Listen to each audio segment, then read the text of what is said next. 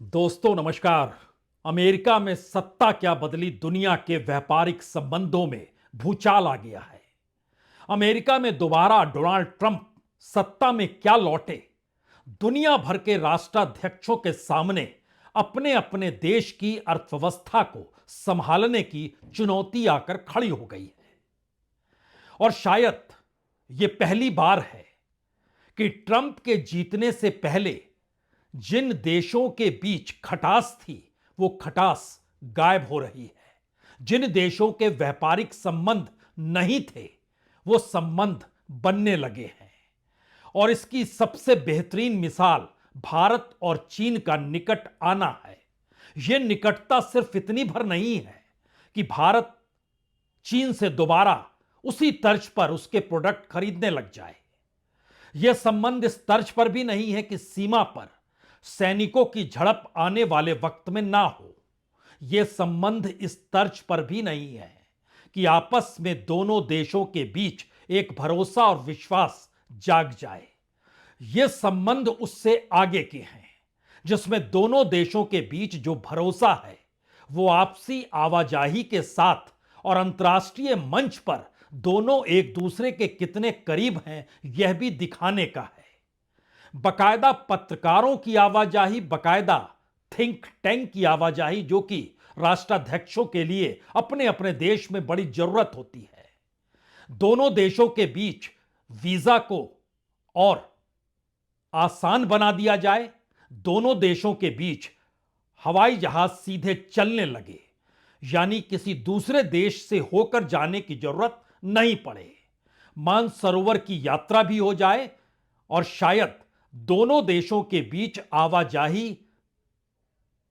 अंतर्राष्ट्रीय मानचित्र के भीतर उस संबंधों को बताते हुए हो जिसमें यह साफ तौर पर लगे कि प्रधानमंत्री मोदी और चीन के राष्ट्रपति शी जिनपिंग दोनों इतने करीब हैं कि एक बार फिर शी जिनपिंग गुजरात जाकर झूला झूल सकते हैं। शायद संबंधों की यह कड़ी हो सकता है आपको हिंदी चीनी भाई भाई के नारे भी लगवाने की दिशा में ले ही जाए। क्यों? क्योंकि अमेरिका को लेकर एक डामाडोल की स्थिति न सिर्फ अंतर्राष्ट्रीय व्यापार के बीच बल्कि भारत के साथ भी खड़ी हो चली है। कल्पना कीजिए कि कल्पना नहीं कीजिए, मानिए और सोचिए, कल अमेरिकी राष्ट्रपति के साथ भारत के प्रधानमंत्री नरेंद्र मोदी की बातचीत होती है। उस बातचीत में कई मुद्दों पर चर्चा होती है। उन मुद्दों के आसरे कहा जाता है कि ट्रंप पहली बार इस रूप में दिखाई दिए जहां वो कह रहे हैं कि अमेरिकी हथियार भारत खरीदे, जहां वो कह रहे हैं कि जो टैरिफ भारत लगाता है अमेरिकी प्रोडक्ट पर उसे कम किया जाए।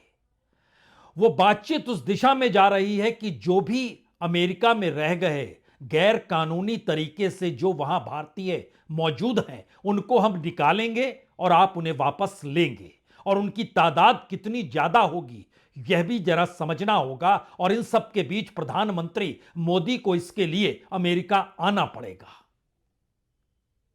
भारत के विदेश मंत्रालय ने नहीं कहा कि प्रधानमंत्री मोदी अमेरिका जा रहे हैं, लेकिन व्हाइट हाउस ने यह कह दिया कि प्रधानमंत्री मोदी अमेरिका आ रहे हैं। मैसेज क्या है? और इन सब के बीच अंतर्राष्ट्रीय तौर की कूटनीति में पहली बार यूरोपीय यूनियन, उनके प्रेसिडेंट भारत फरवरी के महीने में आएंगे। फरवरी के महीने में प्रधानमंत्री मोदी अमेरिका जाएंगे। फरवरी के महीने में चीन के साथ व्यापारिक रिश्ते और ज्यादा मजबूत हो जाएंगे। यूरोपीय यूनियन जो कल तक चीन का नाम लेता नहीं था, अब उसकी जुबान पर चीन भी है, यानी भारत के साथ साथ चीन का भी नाम वह लेने से कतरा नहीं रहा है। सभी को इस बात की फिक्र है कि अमेरिका ने अगर टैरिफ बढ़ा दिया और व्यापारिक संबंध अगर अमेरिकी मुनाफे को देखकर होने लग गए तो जो तमाम देश अमेरिका में अपना माल बेचते हैं और तमाम देशों को जो लाभ मिलता है वो लाभ एक झटके में गायब हो जाएगा। तो उसकी भरपाई कहां की जाए?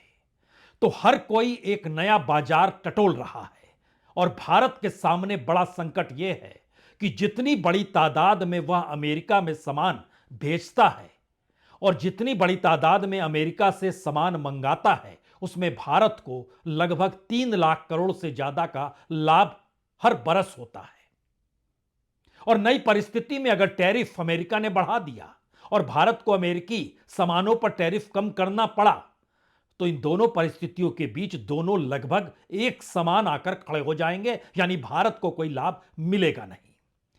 और यही स्थिति चीन के साथ है अमेरिकी संबंधों को लेकर, यही स्थिति यूरोपीय यूनियन की है अमेरिका के साथ संबंधों को लेकर।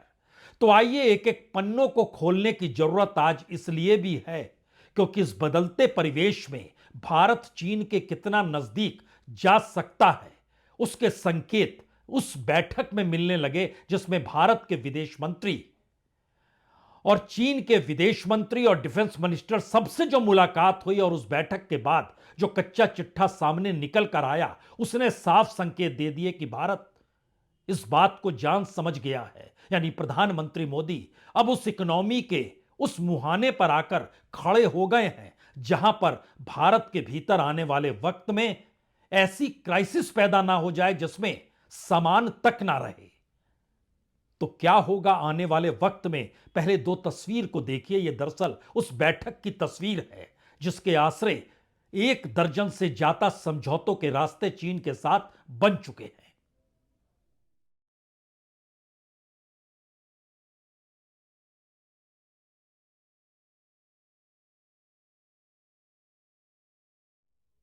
चीन में हुई बैठक की इन तस्वीरों के अक्स तले आपको याद करना होगा प्रधानमंत्री मोदी और चीन के राष्ट्रपति शी जिनपिंग की अक्टूबर में हुई मुलाकात। ब्रिक्स के वक्त मुलाकात हुई थी और कहा गया था कि 6 समझौते दोनों देशों के बीच होंगे जो सामरिक दृष्टि से बड़े महत्वपूर्ण थे। हालांकि उसमें मानसरोवर का भी जिक्र किया गया था। तब तक अमेरिका के चुनाव परिणाम सामने आए नहीं थे, लेकिन यह माना जा रहा था कि ट्रंप खासे आगे चल रहे हैं। यह 21 अक्टूबर का हम जिक्र कर रहे हैं। उसके बाद चुनाव परिणाम आ गए। अमेरिका में ट्रंप की सत्ता वापस लौट आई। 18 दिसंबर को national security adviser Ajit Doval चीन के विदेश मंत्री से मुलाकात करते हैं और उसके बाद संबंध किस दिशा में जाएंगे, इसके लिए एक लकीर खींची जाती है कि भारत के विदेश सेक्रेटरी, फॉरेन सेक्रेटरी जो हैं, जो विक्रम मिस्री हैं, जो कि जिस दौर में 2020 में गवलान हुआ था, उस समय वो भारत के एम्बेसडर चीन में हुआ करते थे। तो बतौर सेक्रेटरी वह 26 जनवरी के दिन बीजिंग पहुंचे। बड़ा स्वागत हुआ और उसके बाद 26-27 को बैठकों का दौर चला। उस बैठक के भीतर चीन इस बात को खुले तौर पर कहता रहा और भारत माना भी कि दरअसल जो एससीओ है, यानी शंघाई कोऑपरेशन ऑर्गेनाइजेशन, उसकी चीफ यानी अध्यक्ष के तौर पर चीन है और अंतर्राष्ट्रीय तौर पर भारत यह मैसेज दे कि उसे कोई आपत्ति नहीं है एससीओ में कि वह उसमें प्रमुखता चीन की मानता है। राजनीतिक तौर पर भरोसा और स्ट्रेटेजिक कम्युनिकेशन में मजबूती अंतर्राष्ट्रीय मंचों पर भारत को चीन के साथ लेकर आनी होगी और 75 साल के जो डिप्लोमेटिक रिलेशन है उसका उत्सव दोनों मिलकर मनाएंगे। यानी एक झटके में आपको यह एहसास अब होने लगा होगा कि चीन से निकटता कैसे बढ़ रही है। मीडिया और थिंक टैंक आपस में एक्सचेंज किए जाएंगे, यानी दोनों देशों के भीतर जो अभी तक रोक लगी हुई है कि ना थिंक टैंक जा सकते हैं ना मीडिया कर्मी वहां जाकर वहां को कवर कर सकते हैं, वह रोक हट जाएगी। ट्रैक 2 डायलॉग्स की शुरुआत होगी पीपुल टू पीपुल, जो अभी तक रुकी हुई थी। इस दौर में सीधी हवाई सेवा भी शुरू हो जाएगी, यानी दिल्ली से बीजिंग अब सीधे जा सकते हैं। आपको बीच में कुआलालंपुर या सिंगापुर या हो चिनमिन कहीं जाने की जरूरत है ही नहीं, सीधे चले जाइए। और इस हवाई सेवा के साथ वीजा भी आसानी से बनने लगेगा। कैलाश मानसरोवर की यात्रा का रास्ता भी खुल गया और जो ट्रांस बॉर्डर रिवर कॉर्पोरेशन है, नदियों को लेकर जो समझौता है जिसके आड़े बार बार तिब्बत का सवाल भारत उठाता रहा है, अब उन सवालों को वो नहीं उठाए। एक क्षण के लिए आप सोच रहे होंगे एक ही 2 चीज तो बची, जो चीनी ऐप, जो मोबाइल ऐप था उस पर ही तो प्रतिबंध है और भारत का सिनेमा इस दौर में खुले तौर पर अमेरिकी थिएटर चीन के थिएटर में दिखाई नहीं दे रहा है, बाकी सब कुछ तो हो गया। तो एक ऐसी परिस्थिति क्या वाकई आ गई जो नेहरू के काल में 1962 के युद्ध से पहले हिंदी चीनी भाई भाई का नारा लगाते थे, उस दिन में दोनों के संबंध बढ़ चुके हैं क्या? इस पूरी निकटता के पीछे क्या वाकई अमेरिका खड़ा है? क्योंकि अमेरिका जिस तर्ज पर टैरिफ का जिक्र कर रहा है, और कल प्रधानमंत्री मोदी से जब मुलाकात तो नहीं बातचीत, और बातचीत के बाद मुलाकात का रास्ता जिसको अमेरिका खोलना चाह रहा और वो खुल भी गया क्योंकि व्हाइट हाउस ने जारी कर दिया, फरवरी के महीने में आएंगे प्रधानमंत्री मोदी। और इस बातचीत के बीच में जो समझौते हो रहे थे या जिन बातों पर बातचीत हुई दोनों देशों के बीच, उसमें ट्रंप ने बहुत साफ तौर से कहा कि भारत जो है वो अमेरिकी हथियारों को खरीदे और निष्पक्ष द्विपक्षीय यानी बायलैटरल रिलेशन जो है उसको बनाने की दिशा में बात करे। इंडो पैसिफिक, मिडिल ईस्ट और यूरोप में सिक्योरिटी समेत कई मुद्दों पर बातचीत भी हुई, लेकिन द्विपक्षीय व्यापार भी तरीके से होना चाहिए। और इस तरीके का मतलब यह है कि व्यापार द्वारा अमेरिका को अब नुकसान होना नहीं चाहिए। महत्वपूर्ण है, फरवरी के महीने में आर्टिफिशियल इंटेलिजेंस की बैठक पेरिस में है, प्रधानमंत्री मोदी जा रहे हैं और व्हाइट हाउस की बात यह बतलाती है कि दरअसल पेरिस से वो सीधे अमेरिका चले जाएंगे। और इन सब के बीच अगर ब्लूमबर्ग की रिपोर्ट को देखें तो वो बहुत साफ तौर पर कहती है कि भारत अमेरिका से स्टील खरीदे, तेल खरीदे, विस्की खरीदे, भारत अमेरिकी सामान पर टैरिफ कम कर दे। यहां पर यह समझना होगा कि दरअसल कितनी बड़ी तादाद में अमेरिका की इकोनॉमी और भारत की इकोनॉमी का अंतर है। लेकिन एक आर्थिक साम्राज्यवाद की परिस्थिति है या पहली बार अमेरिका फर्स्ट के नारे के साथ ट्रंप लगा रहे हैं। अमेरिका की इकोनॉमी 29 ट्रिलियन डॉलर की, भारत की इकोनॉमी लगभग 4 ट्रिलियन डॉलर की, जो अभी तक हुई नहीं है 4 ट्रिलियन डॉलर।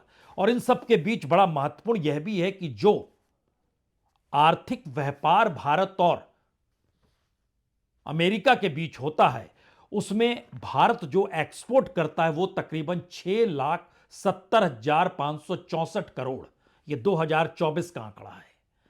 और अमेरिका जो एक्सपोर्ट करता है भारत में वो 3,52,154 करोड़, यानी 6,70,564 करोड़ भारत का माल जाता है और अमेरिका का माल 3,52,154 करोड़ इंडिया में आता है, यानी कुल 10,22,718 करोड़ का ये पूरा व्यापार दोनों देशों के बीच है। और भारत को तकरीबन फायदा जो होता है वह 3,20,000 करोड़ का व्यापारिक लाभ है।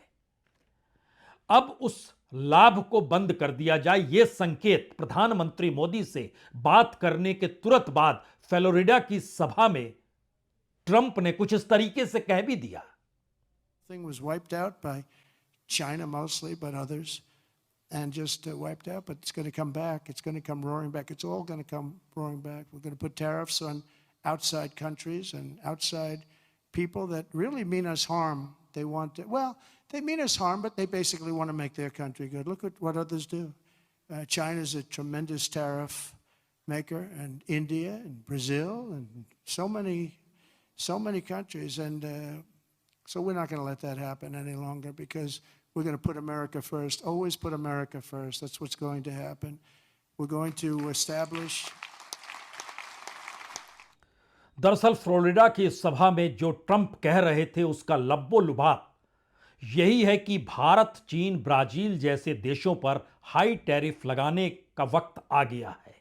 और वक्त आ गया है कि अमेरिका वापस उस सिस्टम को अपनाए जिससे उसे धनी और ताकतवर बनाया है। अगर इसको आप शब्दशः सुनना चाहते हैं तो ट्रंप कह रहे हैं हम उन देशों और बाहरी लोगों पर टैरिफ लगाने जा रहे हैं जो हमें नुकसान पहुंचाते हैं। देखिए दूसरे देश क्या करते हैं। चीन तो बहुत ज्यादा टैरिफ लगाता है, भारत, ब्राजील और बाकी देश भी ऐसा ही करते हैं। हम ऐसा और नहीं होने देंगे क्योंकि अमेरिका को सबसे पहले रखेंगे। इसके बाद उन्होंने कहा यह सब देश अपने हितों के लिए काम कर रहे हैं, लेकिन इससे अमेरिका को नुकसान पहुंच रहा है। अमेरिका एक ईमानदार सिस्टम तैयार करेगा जिससे हमारे खजाने में पैसा आएगा और अमेरिका फिर से बहुत अमीर हो जाएगा। यह सब बहुत जल्दी होगा। ट्रंप जब इन बातों का जिक्र कर रहे हैं तो उसके साथ उन्होंने यह भी जिक्र किया कि अमेरिकी लोग टैक्स क्यों दें, अमेरिका टैक्स फ्री क्यों ना हो जाए। और उन्होंने कांग्रेस से ऐलान किया कि आप टैक्स फ्री की स्थिति लाइए, जो पैसे की कमाई है वो दूसरे देशों का सामान जो भारत में आता है उससे भरपाई कर लेंगे। जो अमेरिका में आता है उसमें भारत भी एक देश है। अमेरिका को जो बाहर से आने वाले सामानों से व्यापारिक नुकसान होता है उसमें पहले नंबर पर चीन है। 30% घाटा अमेरिका को व्यापारिक घाटा चीन के साथ एक्सपोर्ट इंपोर्ट में होता है। यूरोपीय यूनियन 16% घाटा होता है। कनाडा के साथ 15% घाटा होता है। भारत के साथ यह घाटा 3.2% का ही है। लेकिन यहां यह समझने की जरूरत यह है कि दरअसल यह 3.2% भी अगर 3.5 लाख करोड़ हर साल भारत को मुनाफा दे रहा है तो भारत की इकोनॉमी के मद्देनजर या फिर भारत के एक्सपोर्ट इंपोर्ट के जरिए अर्थव्यवस्था को संभालने की दिशा में या भारत के बाजार और व्यापारियों को साथ लेकर चलने की दिशा में यह ऑक्सीजन अगर बंद हो गई तो फिर रास्ता किधर जाएगा? यह रास्ता यूरोपीय यूनियन जाएगा, यह रास्ता चीन जाएगा। यूरोपीय यूनियन के नेता की मौजूदगी फरवरी के महीने में दिल्ली में होने वाली है। चीन के साथ रिश्ते प्रगाढ़ होने की दिशा में कदम बढ़ चुके हैं और इन सब के बीच अमेरिका के भीतर जो गैर कानूनी तरीके से भारतीय रह रहे हैं उसका पहला आंकड़ा तो 18,000 का ही दिया गया। इस दौर में अमेरिका में चाहे वह गुरुद्वारे हों चाहे वह स्कूल हो, उन तमाम जगहों पर छापे मारे जा रहे हैं और जो भी गैर कानूनी तरीके से वहां रह रहा है उसकी धड़ पकड़ हो रही है। और अमेरिकी प्रशासन का जो आंकड़ा है कि कितने भारतीय गैर कानूनी तरीके से अमेरिका में रह रहे हैं वो आंकड़ा 2,20,000 का है। यह अमेरिकी प्रशासन का आंकड़ा है और उसके ठीक पैरेलल में जो सेंटर ऑफ माइग्रेशन स्टडीज है उसके मुताबिक गैर कानूनी तरीके से भारतीयों की संख्या 6,93,394 है, 6,93,394। और जो PEW रिसर्च सेंटर है उसके मुताबिक तो भारत जो गैर कानूनी तरीके से अमेरिका में रह रहे हैं उनकी तादाद 7,25,000 यानी 7,25,000 है। ब्लूमबर्ग की रिपोर्ट कहती है कि 18,000 की वापसी तो शुरुआती दौर में कही गई, लेकिन अब US department of homeland security कह रही है 2,20,000। एक लिहाज से अल सल्वाडोर और ग्वाटेमाला के बाद भारतीयों की तादाद है। और इस परिस्थिति को लेकर हर दिन अमेरिकी प्रशासन बकायदा नंबर्स जारी कर रहा है। मसलन आप ध्यान दीजिए 23, 24, 25, 26, 27 इन 5 दिनों को देखिए, हर दिन वो आंकड़ा बतलाता है इतनी गिरफ्तारी हुई, इतनों को गैर कानूनी तरीके से पकड़ा गया।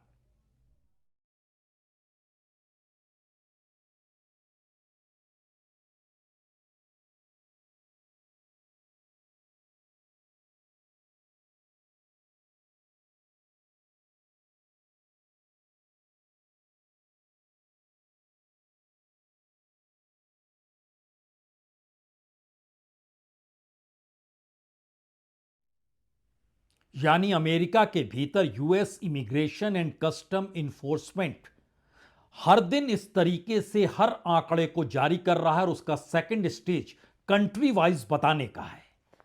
यानी संकट तो यह जरूर है कि कितनी बड़ी तादाद में अमेरिका में रह रहे गैर कानूनी तरीके से भारतीय वापस लौटेंगे। भारत इनकार भी नहीं कर रहा है, वो कह रहा है वापस ले लेंगे, लेकिन शुरुआती आंकड़ा 18,000 का था। वो 2 लाख तक जाएगा या 7 लाख तक जाएगा, शायद इंतजार इसका भी करना होगा। टैरिफ 10% बढ़ेगा या 25% तक जाएगा, इंतजार इसका भी करना होगा। अंतर्राष्ट्रीय तौर पर भारत व्यापारिक संबंधों में अब यूरोपीय यूनियन के करीब होगा और चीन के करीब होगा और साउथ ईस्ट एशिया में ब्रिक्स को दोबारा वह अपने अनुकूल करने की दिशा में कार्रवाई करेगा या नहीं करेगा, यह भी एक सवाल है। और बड़ा सवाल तो यह है क्या वाकई अमेरिका जिस रास्ते चल निकला है या ट्रंप जो सोच रहे हैं वो शायद अमेरिका पहला देश होगा जहां पर वो और उनके लोग टैक्स नहीं देंगे, यानी टैक्स फ्री स्टेट ये कल्पना के परे हो सकता है, और खास तौर से भारत जैसी जगह में जहां एक वक्त बीजेपी भी कहती थी टैक्स क्यों लिया जाता है, बाकी माध्यमों से आप पैसों का जुगाड़ कीजिए। और इस बात को ट्रंप अमेरिका के भीतर लागू कराने की दिशा में आज भाषण देते देते कल जब फ्लोरिडा में कह रहे थे तो वो बताने लगे कि 1870 से लेकर 1913 तक अमेरिका क्यों सबसे ज्यादा रईस देश था। और उसके बाद उन्होंने कहा कि दूसरे देशों को अमीर बनाने के लिए अपने लोगों पर टैक्स लगाने की जगह हम अपने लोगों को अमीर बनाने के लिए दूसरे देशों पर टैक्स लगाएंगे। Rich again, and it's going to happen very quickly. It's time for the United States to return to the system that made us richer and more powerful than ever before. We had no income tax. The income tax came in 1913. As I said in my speech last week, instead of taxing our citizens to enrich foreign nations, we should be tariffing and taxing foreign nations to enrich our citizens. Does that make sense? तो क्या Trump के आने के बाद दुनिया की अर्थव्यवस्था और अंतर्राष्ट्रीय बाजार के भीतर एक समन्वय बिल्कुल नए तरीके से बनने को तैयार है, या पुराना समन्वय जो जिस कूटनीति के आधार पर था वो अब बिगड़ने को तैयार है? शायद यह एक ऐसी परिस्थिति है जिसमें हर देश को अपनी विदेश नीति और व्यापारिक नीति को लेकर कूटनीति साधने की नए रास्तों को बनाना है, तय करना है, क्योंकि मुश्किल हर किसी के सामने है। और यूरोपीय यूनियन की भूमिका भी इसमें कहीं ज्यादा बड़ी होगी, चीन की भूमिका भी बड़ी होगी। भारत स्ट्रेटेजिक तौर पर अमेरिका के करीब इस दौर में रहा है, लेकिन सवाल है कि भारत की अपनी इकोनॉमी को वो संभालने की दिशा में अब कौन सा रास्ता अपनाएगा। और खास तौर से तब जब अमेरिका में रह रहे खास तौर से जो पंजाब के लोग हैं और जो गुजरात के लोग हैं उनकी तादाद सबसे ज्यादा है। न्यू जर्सी में तो गुजरातियों की तादाद पटी पड़ी है। आप न्यू जर्सी जाएंगे तो आपको लगेगा ही नहीं कि आप अमेरिका में हैं। वहां पर कितनी बड़ी तादाद में अभी गुरुद्वारों और स्कूल तक बात पहुंची है, ये बात आगे भी जाएगी।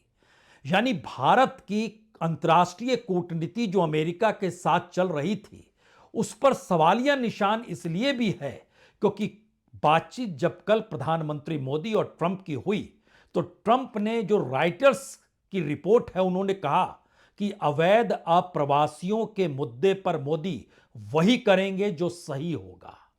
जब हम अमेरिका में रह रहे अवैध तरीके से भारतीयों को उनके देश भेजेंगे तो मोदी सही फैसला लेंगे। भारत के साथ अच्छे संबंध हैं, आईटी प्रोफेशनल्स लेने को हम तैयार हैं, लेकिन जो सही होगा वही प्रधानमंत्री मोदी को करना होगा। यह रास्ता बहुत खुले तौर पर संकेत दे रहा है कि अंतर्राष्ट्रीय कूटनीति में नए नए दरवाजे, नए नए संबंध बन रहेंगे और उस बनने की दृष्टि में चीन के साथ भारत की निकटता की नई शुरुआत हो चुकी है। और यह शुरुआत इतने गजब की है कि हो सकता है आप हिंदी चीनी भाई भाई का नारा वह भी भूलकर उससे और एक कदम आगे बढ़ जाएं, क्योंकि भारत की इकोनॉमी, भारत का कॉरपोरेट, भारत का बाजार, यह तीनों जिस पश्चिमी पूंजी पर टिका हुआ था संकट, वहीं पर आकर खड़ा हो गया है। बहुत बहुत शुक्रिया, बहुत बहुत शुक्रिया।